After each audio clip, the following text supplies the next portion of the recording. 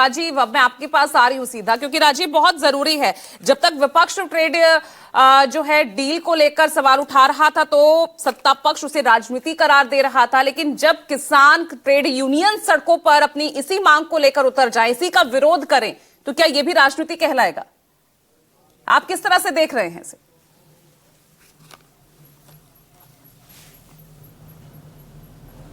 देखिए पूजा, मुद्दे अलग अलग हैं।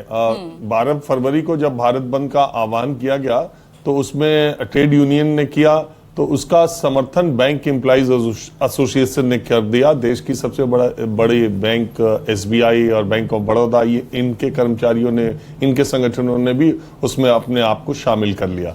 तो ट्रेड यूनियंस, बैंक एम्प्लॉइज और किसान, ये तीन अलग अलग तरीके से देखे जाने की आवश्यकता है। सबसे पहले ट्रेड यूनियंस का जो भारत बंद है 12 फरवरी को, उसकी वजह है कि मोदी सरकार ने पिछले 29 लेबर लॉज जो थे उनको खत्म करके जो लेबर कोड लागू किया है, जो नए श्रम कानून लागू किए हैं, तो उसकी वजह से उनका विरोध है। उनका कहना है कि इसमें काम के घंटे बढ़ा दिए गए हैं और ये एम्प्लॉय से ज्यादा एम्प्लॉयर के पक्ष में दिखाई देता है।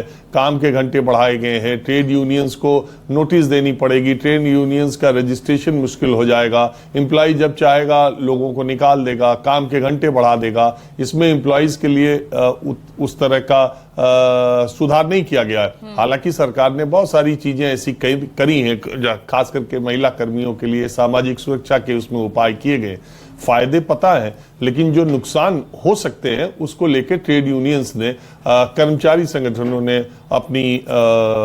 अपना विरोध प्रदर्शन करने का फैसला किया है और करोड़ों की संख्या में इसमें शामिल होने का भी फैसला किया।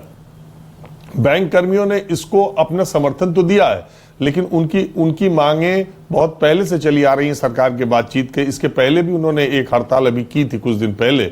उनका ये कहना, उनके भी एम्प्लॉइज एसोसिएशन का ये मानना है कि लेबर लॉज, जो लेबर कोड जो नए आए हैं, वो कहीं ना कहीं कर्मचारियों के लिए नुकसानदेह साबित हो सकते हैं। लेकिन इसके साथ साथ उनकी एक बहुत लॉन्ग पेंडिंग डिमांड है कि उनका 5 डेज वीक किया जाए कर्मचारियों का, बैंक कर्मचारियों का। वो अपने काम के घंटे को 1 घंटा रोजाना बढ़ाना तो चाहते हैं, लेकिन अपने साप्ताहिक अवकाश 2 दिन का चाहते हैं, सैटरडे और संडे को, जैसा कि सेंट्रल गवर्नमेंट में मिलता रहा है। तो ये बहुत इस डिमांड को लेकर अभी उन्होंने हड़ताल की थी और बाद में जब लेबर लॉज को लेकर के श्रमिक संगठनों ने हड़ताल किया तो उसमें अपने आप को उन्होंने भी शामिल कर लिया। अब किसानों की जो बात है वो नए ट्रेड डील को लेकर है। देखिए, ट्रेड डील को लेकर एक असमंजस, एक संशय की स्थिति बनी हुई है।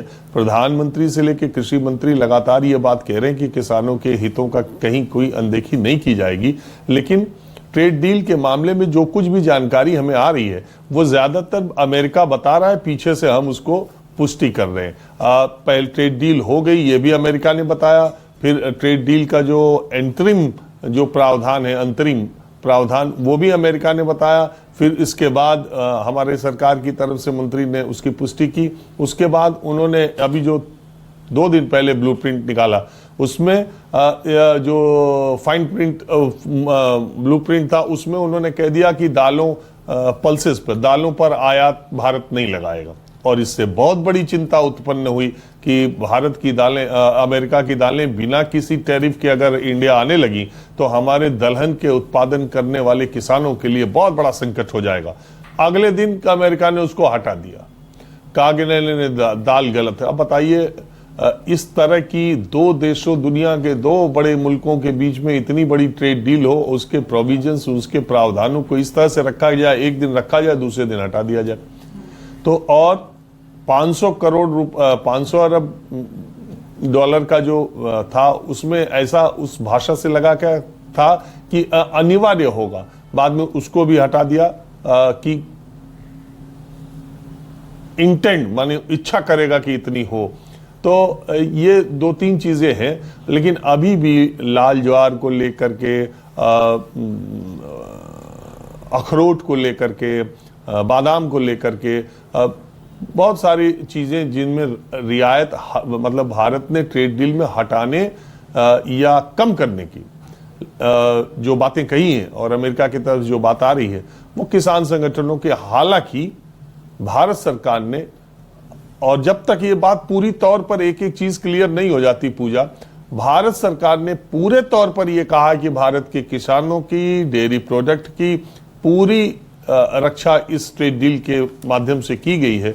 और वो जो 4-5 आइटम हैं उनसे उतना फर्क नहीं पड़ेगा। लाल ज्वार जो है वो पशु आहार के तौर पर देखा जाता है और वो कर्नाटक या साउथ के बहुत छोटे पार्ट में होता है।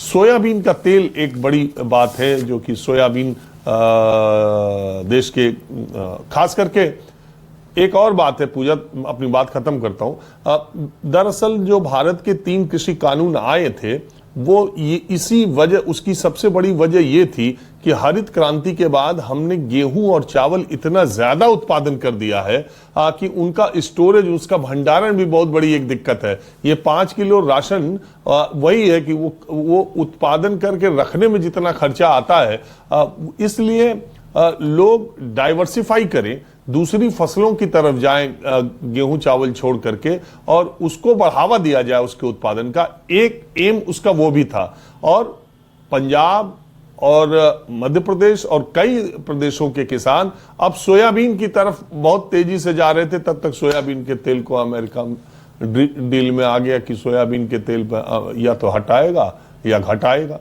भारत। तो ये कुछ चीजें हैं जिसको लेके भारत के किसानों को ये लग रहा है, और उनके किसान संगठन आज जो विरोध प्रदर्शन कर रहे हैं। लेकिन बात वही है कि जब तक भारत सरकार की तरफ से न कहा जाए, मैं अभी भी ये मानता हूं कि भारत का कृषि क्षेत्र और डेयरी मोटे तौर पर अमेरिका के लिए खोला नहीं ही जाएगा, ऐसी उम्मीद की जानी चाहिए।